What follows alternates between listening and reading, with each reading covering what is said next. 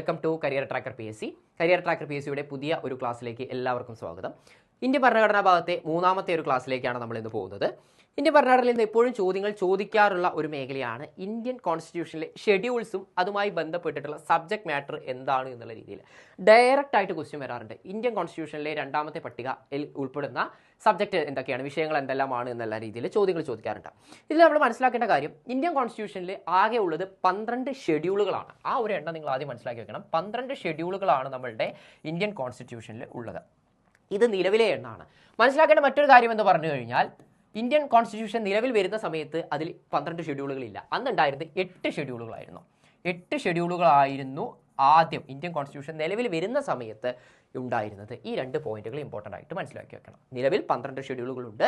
ആദ്യം 8 ഷെഡ്യൂളുകളായിരുന്നു ഉണ്ടായിരുന്നത്. അപ്പോൾ പിന്നീടുള്ള 4 ഷെഡ്യൂളുകൾ എന്താണ്? ഭരണഘടനാ ഭേദഗതികൾ വഴി ആഡ് ചെയ്യപ്പെട്ടതാണ്. അത് നമുക്കറിയാം. ഇന്ത്യൻ ഭരണഘടന ഭേദഗതി ചെയ്യാൻ പറ്റുന്ന ഒരു ഭരണഘടനയാണ് എന്നും അതിനുള്ള പ്രൊസീജിയേഴ്സ് എന്താണെന്നും എല്ലാം എന്ത് ചെയ്തിട്ടുണ്ട് നമ്മൾ ഓൾറെഡി അറിയുന്ന കാര്യമാണ്. അപ്പോൾ അങ്ങനെ ഭരണഘടനാ ഭേദഗതി വഴി ആഡ് ചെയ്തിട്ടുള്ള 4 ഷെഡ്യൂളുകൾ കൂടി ചേർത്തിട്ട് ടോട്ടൽ 12 ഷെഡ്യൂളുകളാണ് ഇന്ത്യൻ ഭരണഘടനയിൽ നിലവിലുള്ളത്. അപ്പോൾ ഇതിൽ ഓരോ ഷെഡ്യൂളും എന്തിനെക്കുറിച്ചാണ് പ്രതിപാദിക്കുന്നത് എന്ന് വേണം നമ്മൾ അറിഞ്ഞിരിക്കണം. എങ്കിൽ മാത്രമേ അത്തരം ചോദ്യങ്ങൾ നമുക്ക് ആൻസർ ചെയ്യാനായിട്ട് പറ്റുള്ളൂ. അപ്പോൾ ഇതിനുള്ളൊരു ഷോർട്ട് ട്രിക്ക് ഞാൻ നിങ്ങൾക്ക് എന്ത് ചെയ്യാം പറഞ്ഞു തരാം. അത് ഒരു ട്രിക്കായിട്ട് മാത്രം കാണുക, അതിൻ്റെ ഒരു ലിറ്ററൽ മീനിങ് എടുക്കരുത്. ആ ഒരു ട്രിക്ക് എന്ന് പറയുന്നത് tears of old PM. Tears of old PM. Okay, അപ്പോൾ ഇതിൻ്റെ ഒരു മീനിങ് ഇംഗ്ലീഷ് അതിനെ ട്രാൻസ്ലേറ്റ് ചെയ്തിട്ടുള്ള മീനിങ് നമ്മൾ നോക്കേണ്ട കാര്യമില്ല. ടിയേഴ്സ് ഓഫ് ഓൾഡ് PM എന്നുള്ള ഒരു കോഡ് എന്ത് ചെയ്യുക, ഒന്ന് ഓർത്ത് വെക്കുക. അപ്പോൾ ഇതിൽ ഒന്നാമത്തെ ഷെഡ്യൂൾ, ഫസ്റ്റ് ഷെഡ്യൂൾ, ഒന്നാമത്തെ പട്ടിക ഇതിനെക്കുറിച്ച് പറയുന്നു. ഒന്നാമത്തെ പട്ടിക എന്ന് പറയുമ്പോൾ നിങ്ങളുടെ മനസ്സിൽ ഓർമ്മ വരേണ്ട ലെറ്റർ എന്ന് പറഞ്ഞാൽ T years of old PM. ഇത് എണ്ണി കഴിഞ്ഞാൽ അറിയാം. 1 2 3 4 5 6 7 8 9 10 11 12 ലെറ്ററുകളാണുള്ളത്. 12 ലെറ്ററുകളും ഡിനോട്ട് ചെയ്യുന്നത് ഓരോ ഷെഡ്യൂളുകളെയാണ്. ഓരോ ഷെഡ്യൂളുകളെയാണ് ഈ 12 ലെറ്ററും ഡിനോട്ട് ചെയ്യുന്നത്. അപ്പോൾ ആദ്യത്തെ ഷെഡ്യൂളിനെ ഡിനോട്ട് ചെയ്യുന്ന ലെറ്ററാണ് നമ്മുടെ ടി എന്ന് പറയുന്നത്. ടി എന്ന് പറഞ്ഞാൽ നിങ്ങളുടെ മൈൻഡിലേക്ക് ഓർമ്മ വരേണ്ടത് territorial jurisdiction, territory, names of the state and their territorial jurisdiction, names of the union territories and their extend. ഇന്ത്യയിൽ ധാരാളം സംസ്ഥാനങ്ങളുണ്ട് അല്ലേ? ഓരോ സംസ്ഥാനങ്ങളുടെയും പേരുകളും ആ സംസ്ഥാനത്തിന് എത്രത്തോളം ടെറിട്ടോറിയൽ ജൂറിഡിക്ഷൻ ഉണ്ട്, എത്രത്തോളം അവയുടെ അതിർത്തി വരുന്നുണ്ട് എന്നിവയെല്ലാം കുറിച്ച് പറയുന്ന കാര്യങ്ങളാണ് ഒന്നാമത്തെ പട്ടികയിൽ വരുന്നത്. അപ്പോൾ ടിയേഴ്സിലെ ടി നമ്മൾ പറഞ്ഞു. ടി എന്ന് പറഞ്ഞു കഴിഞ്ഞാൽ ടെറിട്ടോറിയൽ ജൂറിഡിക്ഷൻ, ആരുടെയൊക്കെ? സ്റ്റേറ്റിന്റെയും വരുന്നുണ്ട്, അതുപോലെ തന്നെ യൂണിയൻ ടെറിട്ടറികളുടെയും വരുന്നുണ്ട്. ക്ലിയർ ആണോ? അപ്പോൾ ടി എന്ന് പറഞ്ഞാൽ ടിയേഴ്സ് ഓഫ് ഓൾഡ് PMലെ ടി നമ്മൾ പറഞ്ഞു. ടെറിട്ടോറിയൽ ജൂറിഡിക്ഷൻ, ഒന്നാം പട്ടിക, ഫസ്റ്റ് ഷെഡ്യൂൾ. സെക്കൻഡ് ഷെഡ്യൂൾ എന്ന് പറഞ്ഞു കഴിഞ്ഞാൽ നിങ്ങളുടെ മൈൻഡിലേക്ക് ഓർമ്മ വരേണ്ട ലെറ്റർ ഇ ആണ്. ഇ എന്ന് പറഞ്ഞു കഴിഞ്ഞാൽ എമുൾമെന്റ്സ്, വേതനം. ആരുടെ വേതനം? Provisions relating to the emoluments, allowances, privileges and so on of. ഒരുപാട് ആളുകളുടെ വരുന്നുണ്ട്. അത്രയും ഡീറ്റെയിൽ ആയിട്ട് നമുക്ക് അറിയേണ്ട കാര്യമില്ല. ഈ എമുൾമെന്റ്സ് എന്നുള്ളൊരു കീവേഡ് ഓർത്ത് വെക്കണം. അതായത് ഭരണഘടന ജീവനക്കാരുടെ, അതായത് പ്രസിഡന്റ് ഓഫ് ഇന്ത്യ, ഗവർണേഴ്സ്, അതുപോലെ തന്നെ സ്പീക്കർ, ഡെപ്യൂട്ടി സ്പീക്കർ, ചെയർമാൻ ഉൾപ്പെടെയുള്ള ഭരണഘടനാ സ്ഥാപനങ്ങളിലെ ഹെഡുകളുടെ അലവൻസുകളെ കുറിച്ച്, അവരുടെ എമുൾമെന്റ്സിനെ കുറിച്ച് പറയുന്ന പട്ടികയാണ് രണ്ടാം പട്ടിക, സെക്കൻഡ് ഷെഡ്യൂൾ. അപ്പോൾ ടിയേഴ്സിലെ ടിയും ഇയും ഓക്കെയാണ്. ഇപ്പൊ നമുക്ക് ടി എന്ന് പറഞ്ഞു കഴിഞ്ഞാൽ നമുക്ക് ഓർമ്മ വരും ടെറിട്ടോറിയൽ ജൂറിഡിക്ഷൻ. ഇ എന്ന് പറഞ്ഞാൽ നമുക്ക് ഓർമ്മ വരും emoluments of president, speaker, vice president തുടങ്ങിയിട്ടുള്ള ആളുകളുടെ എമുൾമെന്റ്സിനെ കുറിച്ച് പറയുന്ന പട്ടികയാണ് രണ്ടാം പട്ടിക, സെക്കൻഡ് ഷെഡ്യൂൾ. മൂന്നാമത്തെ പട്ടിക എന്ന് പറയുന്നത് തേർഡ് ഷെഡ്യൂൾ. തേർഡ് ഷെഡ്യൂൾ എന്ന് പറയുമ്പോൾ ഞാൻ ആ കോഡ് ഇവിടെ ഒന്നും കൂടെ എഴുതാം. അപ്പോൾ TI EI എ എന്ന് പറയുമ്പോൾ നിങ്ങളുടെ മൈൻഡിലേക്ക് ഓർമ്മ വരുന്നത് എഫോമേഷൻ, ഓത്ത് ഓർ എഫോമേഷൻ, സത്യപ്രതിജ്ഞ. ആരുടെ? വേതനം. ഏതായിരുന്നു? രണ്ടാമത്തെ പട്ടിക. മൂന്നാമത്തെ പട്ടിക എന്ന് പറഞ്ഞാൽ ഓത്ത് ഓർ എഫോമേഷൻ, ആരുടെയൊക്കെയാണ്?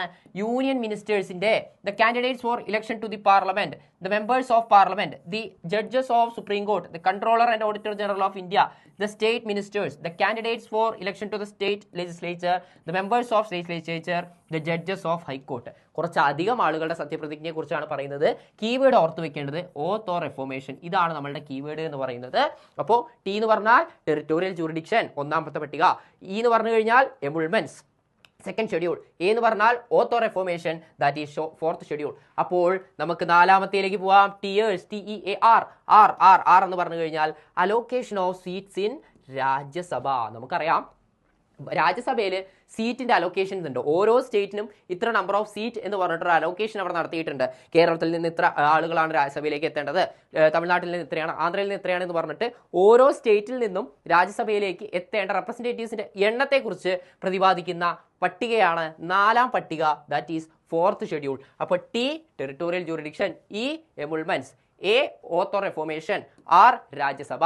അടുത്തതാണെന്നുണ്ടെങ്കിലോ അഞ്ചാമത്തെ പട്ടികയാണ്. അഞ്ചാമത്തെ പട്ടിക എന്ന് പറയുമ്പോൾ ടി കഴിഞ്ഞു, ഇ കഴിഞ്ഞു, എ കഴിഞ്ഞു, ആർ കഴിഞ്ഞു, എസ് എന്ന് പറഞ്ഞു കഴിഞ്ഞാൽ fifth schedule provisions related to the administration and control of scheduled areas and scheduled tribes.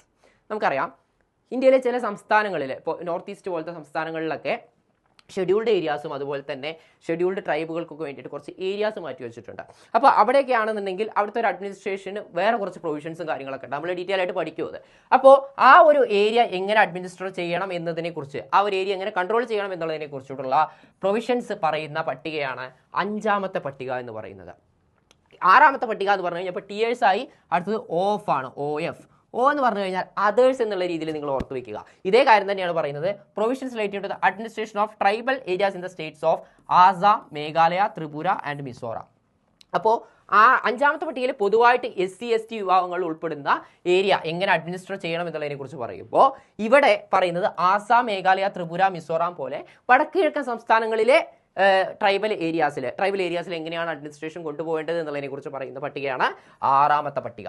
അപ്പോൾ നമ്മൾ 6 പട്ടികകളെ കുറിച്ച് പഠിച്ചു കഴിഞ്ഞു. ആകെ ഉള്ളത് 12 എണ്ണമാണ്. അപ്പോൾ പകുതി എണ്ണം നമ്മൾ എന്ത് ചെയ്തു, നമ്മൾ കവർ ചെയ്ത് കഴിഞ്ഞു. ഒന്നുകൂടെ നമുക്ക് ഓർത്ത് നോക്കാം. TEARS എന്നുള്ളതാണ്. അടുത്തത് ഓഫ് എന്ന് പറയുമ്പോൾ എഫ്, ഏഴാമത്തെ പട്ടിക. എഫ് എന്ന് പറഞ്ഞു കഴിഞ്ഞാൽ നിങ്ങൾക്ക് ഓർമ്മ വരേണ്ടത് ഫെഡറൽ സ്ട്രക്ചറിനെ കുറിച്ചാണ്.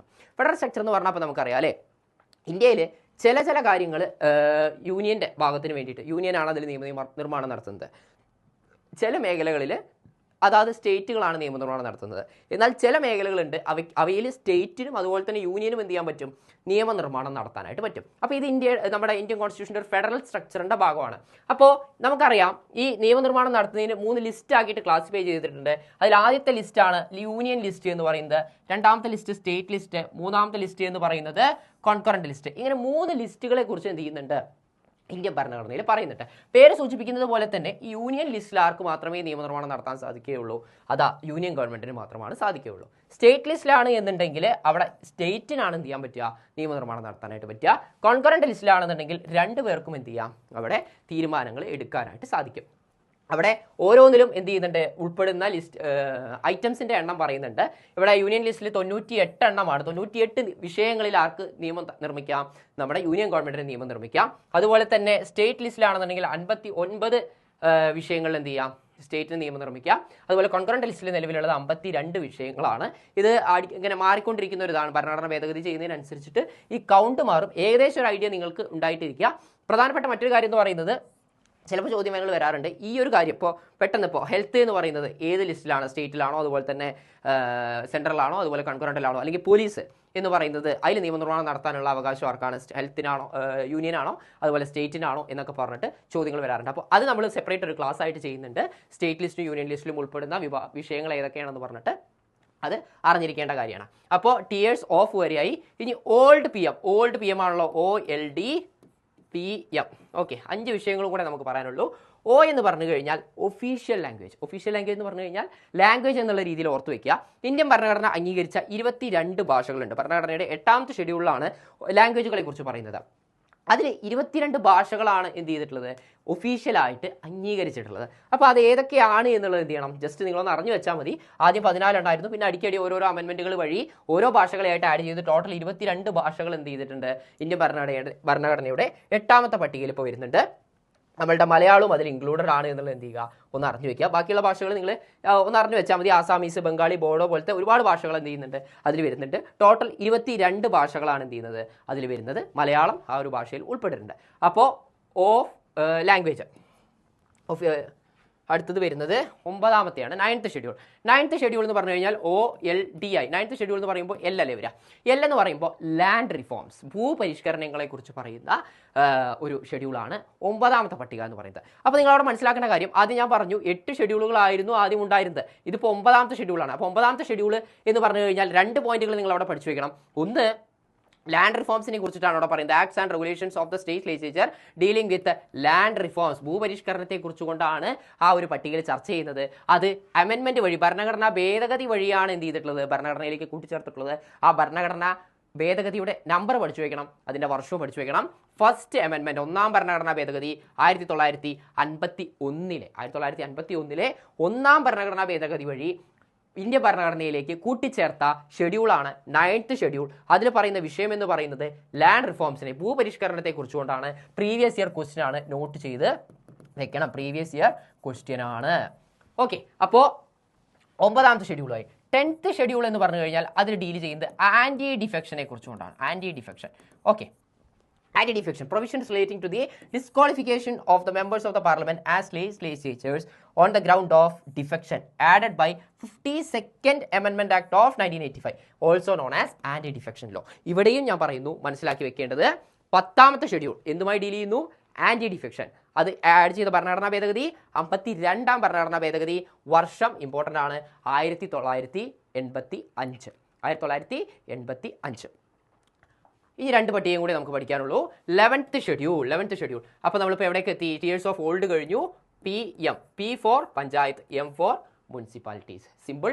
ഓക്കെ, അപ്പോൾ 11th ഷെഡ്യൂളിൽ പറയുന്നത് എന്താ? Specifies the powers, authority and responsibilities of the panchayat. It has 29 matters and was added by the 73rd അമെൻമെന്റ് ആക്ട് ഓഫ് 1992. ഈ 73ാം ഭരണഘടനാ ഭേദഗതിയും അതുപോലെ തന്നെ 74ാം ഭരണഘടനാ ഭേദഗതിയും ഭയങ്കര ഇമ്പോർട്ടൻ്റ് ആയിട്ടുള്ള രണ്ട് അമെൻമെന്റുകളാണ്. ഇപ്പോൾ മുൻവർഷം നടന്ന LSGSന്റെ മെയിൻസ് എക്സാമിനൊക്കെ ആ ഒരു അമെൻമെന്റ് തന്നെ എന്ത് ചെയ്യാണ്ടായിരുന്നു? ഫുള്ളായിട്ട് പഠിക്കാനുണ്ടായിരുന്നു. അത് ബേസ് ചെയ്തുകൊണ്ട് ധാരാളം ചോദ്യങ്ങളും എന്ത് ചെയ്തിട്ടുണ്ടായിരുന്നു?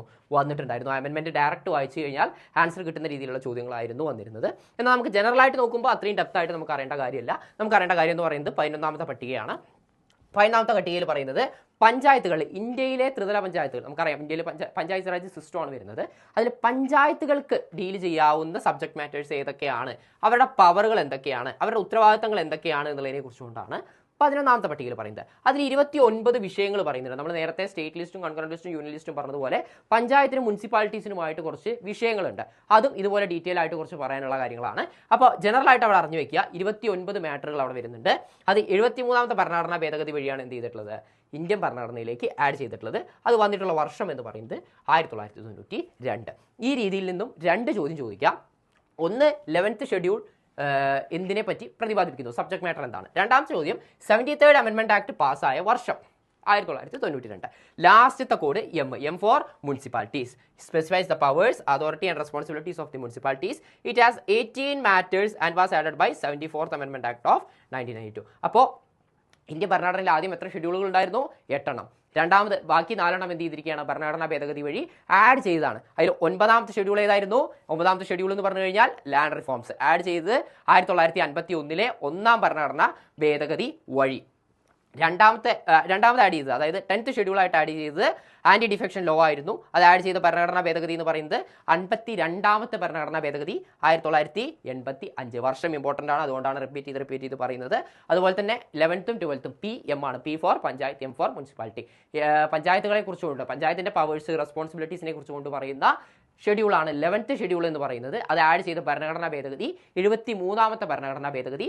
അത് വന്ന വർഷം എന്ന് പറയുന്നത് 1992. അവസാനത്തെ ഷെഡ്യൂളാണ് 12th ഷെഡ്യൂൾ എന്ന് പറയുന്നത്. M ഫോർ മുനിസിപ്പാലിറ്റി എന്ന് ഓർത്ത് വയ്ക്കുക. മുനിസിപ്പാലിറ്റീസിന്റെ പവർ, അവരുടെ റെസ്പോൺസിബിലിറ്റി എന്നിവയെല്ലാം കുറിച്ച് പറയുന്ന വിഷയങ്ങളാണ് എന്ത് ചെയ്യുന്നത്? 12ാമത്തെ ഷെഡ്യൂളിൽ ആഡ് ചെയ്തിരിക്കുന്നത്.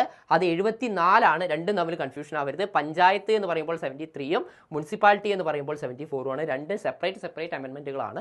വർഷം സെയിം ആണ്, 1992 തന്നെയാണ്. അപ്പോൾ ഇത്രയും കാര്യങ്ങളാണ് ഇന്ത്യൻ ഭരണഘടനയുടെ ഷെഡ്യൂളുകളെ കുറിച്ച് നമുക്ക് പഠിക്കാനുള്ളത്. ഇതിൽ ഈ ടിയേഴ്സ് ഓഫ് ഓൾഡ് PM എന്നുള്ള ഒരു കോഡ് ഓർത്ത് വെച്ച് കഴിഞ്ഞാൽ നിങ്ങൾക്ക് 1 മുതൽ 12 വരെയുള്ള എല്ലാ കാര്യങ്ങളും കണക്ട് ചെയ്തിട്ട് ഓർമ്മ വരും. നമ്മൾ ഇത്രയും ഡീറ്റെയിൽ ആയിട്ട് ഈ പട്ടികകളെ കുറിച്ചൊക്കെ പറയാൻ കാരണം പ്രസ്താവന ചോദ്യങ്ങളെ മുന്നിൽ കണ്ടുകൊണ്ടാണ്.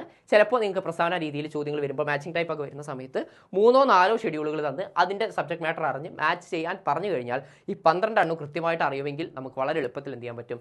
ആൻസറിലേക്ക് എത്താനായിട്ട് പറ്റും. അപ്പോൾ ആ രീതിയിലുള്ള ചോദ്യങ്ങൾ ആൻസർ ചെയ്യാൻ വേണ്ടിയിട്ടാണ് നമ്മൾ ഇങ്ങനത്തെ ക്ലാസ്സുകൾ എന്ത് ചെയ്യുന്നത്?